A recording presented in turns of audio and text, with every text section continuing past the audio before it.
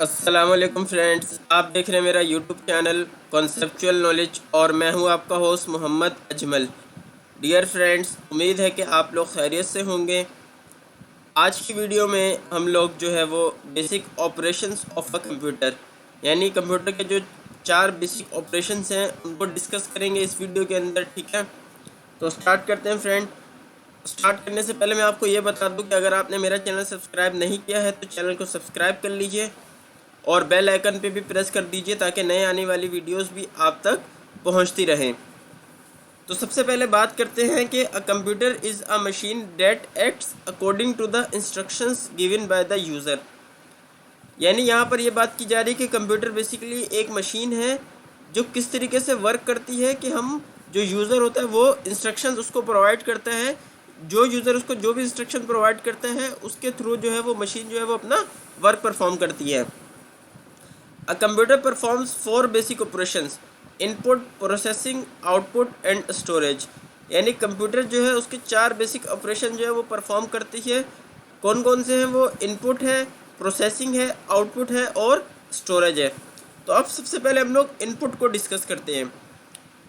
Computer input has many forms. यानी computer में जो हम लोग इनपुट देते हैं कंप्यूटर को उसकी बहुत ज़्यादा जो है किस्में हैं। ठीक है, अब वो कौन कौन सी है कि हम लोग उसको कोई कमांड जो है वो देते हैं बाय यूजिंग कीबोर्ड। यानी मैंने कीबोर्ड से फॉर एग्जांपल ए प्रेस किया तो ये मैंने कंप्यूटर को इनपुट दिया है ए।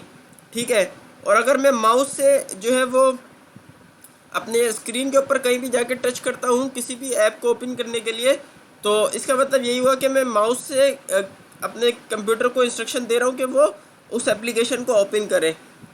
अच्छा, दो तो ये किस्में हो गई, और इसके अलावा ये भी हो सकता है कि हम लोग जो है किसी और जो है वो नेटवर्क किसी और कंप्यूटर से जो है वो अपने कंप्यूटर को जो है वो डेटा सेंड करें थ्रू नेटवर्किंग। ठीक है, अब जैसे नेटवर्किंग आपने देखा होगा कि जैसे आप लोग कभी प्रिंट करवाने जाते हैं तो वहाँ पर अगर बहुत सारे पीसीज होते हैं तो वो एक ही पीसी से जो है वो प्रिंट कर रहे होते हैं और वो जो है दूसरे पीसी को सेंड करता है और उससे वो आपकी जो है प्रिंटिंग हो रही होती है। ठीक है, बेसिकली वो नेटवर्किंग के थ्रू जो है वो सारा काम हो रहा होता है। ठीक है, या फिर हम लोग ब्लूटूथ के थ्रू भी तो जो कंप्यूटर को जो है वो इनपुट दे रहे होते हैं। ठीक है, ब्लूटूथ एक वायरलेस कम्युनिकेशन है। तो इसके बाद हम लोग बात करते हैं प्रोसेसिंग की। यानी कंप्यूटर जो है हम उसको इनपुट देते हैं कि फिर उसके बाद वो फंक्शनैलिटी कैसे परफॉर्म करता है। जो प्रोसेसिंग होती है बेसिकली वो कंप्यूटर जो है उसके इनसाइड होती है। ठीक है, यानी ये आउटसाइड नहीं होती, कंप्यूटर के इनसाइड होती है, कंप्यूटर के बीच में होती है। और बाय ये सीपीयू कौन प्रोसेसिंग करता है? सीपीयू यानी सेंट्रल प्रोसेसिंग यूनिट जो है वो परफॉर्म कर रहा होता है। ठीक है, प्रोसेसिंग क्या होती है कि हम लोगों ने जो उसको इनपुट दिया है वो उसको आउटपुट में कन्वर्ट करें। मैंने जैसे आपको बताया कि मैंने कंप्यूटर कीबोर्ड से ए प्रेस किया, तो जब मैंने ए प्रेस किया ये मैंने कंप्यूटर को इनपुट दिया है। अब सीपीयू जो है वो उसको प्रोसेस करेगा। ठीक है, क्योंकि जो मैंने इनपुट दिया है उसको उसने आउटपुट दिखाना है।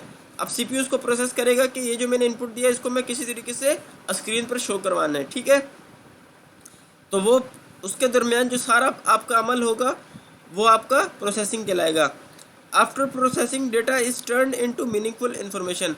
अच्छा, जैसे ही वो प्रोसेसिंग करेगा तो जो मैंने डेटा ए सेंड किया था वो एक इन्फॉर्मेशन की फॉर्म में मुझे स्क्रीन पर दिखाई देगा। ठीक है, this is carried out with the help of arithmetic and logical operation.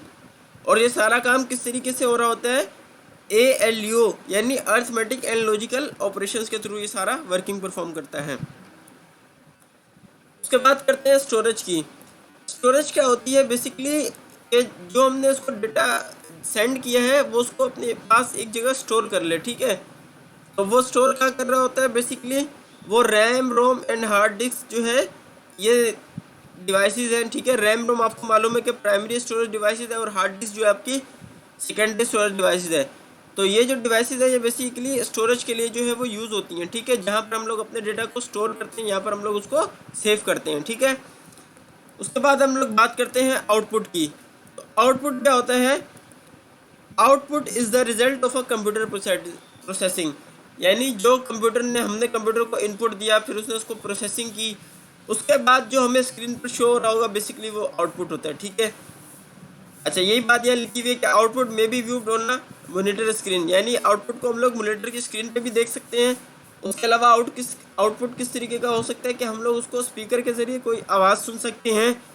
या फिर अगर हार्ड कॉपी के ऊपर हमें कोई रिजल्ट जनरेट हो रहा होता तो वो भी आउटपुट की एक सूरत है, ठीक है। यानी आउटपुट की एक फॉर्म होती है कि हमें जैसे कोई भी डॉक्यूमेंट है उसको प्रिंट करवाया, तो जब वो हमारे पास हार्ड कॉपी में आया तो वो हमारे पास आउटपुट कहलाएगा प्रिंट फॉर्म में, ठीक है।